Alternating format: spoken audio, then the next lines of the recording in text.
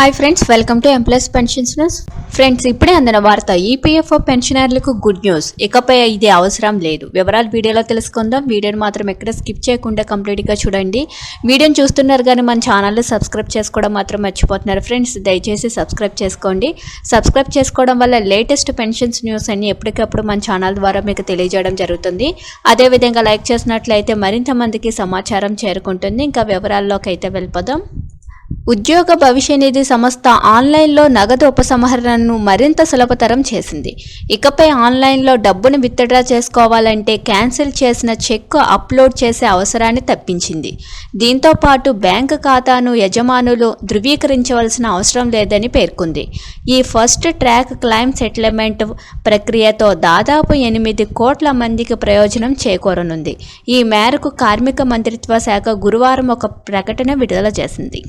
ప్రస్తుతం ఉద్యోగులు తమ పీఎఫ్ ఖాతాలో నిధుల ఉపసంహరణ కోసం ఆన్లైన్లో దరఖాస్తు చేయాలంటే యూఏఎన్ లేదా పీఎఫ్ నంబర్తో లింక్ చేసిన బ్యాంక్ పాస్బుక్కు సంబంధించిన చెక్ ఫోటోను అప్లోడ్ చేయవలసి ఉంటుంది.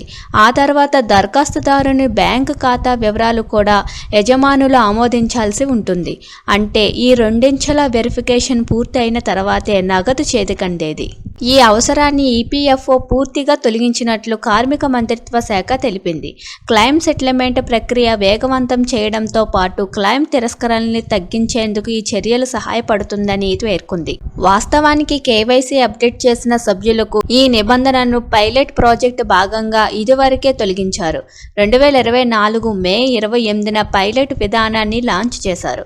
దీనివల్ల సుమారు 1.7 కోట్ల చందాదారులు లబ్ధి పొందారని కార్మిక శాఖ తెలిపింది.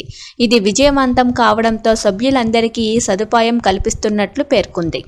యూఏఎన్తో బ్యాంక్ అకౌంట్ను అనుసంధానం చేసే క్రమంలో వెరిఫికేషన్ ప్రక్రియ జరుగుతుంది కాబట్టి ఈపీఎఫ్ఓ ఈ అదనపు భారాన్ని తొలగించింది.